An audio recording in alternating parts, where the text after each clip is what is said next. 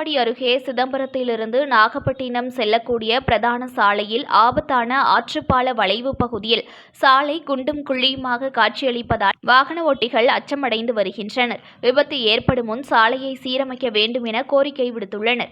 மயிலாடுதுறை மாவட்டம் தரங்கம்பாடி தாலுகா அனந்தமங்கலம் அருகே சிதம்பரத்திலிருந்து நாகப்பட்டினம் செல்லக்கூடிய பிரதான சாலை ஆற்றுப்பாலத்தின் வளைவு மிகவும் ஆபத்தான வளைவாக உள்ளது.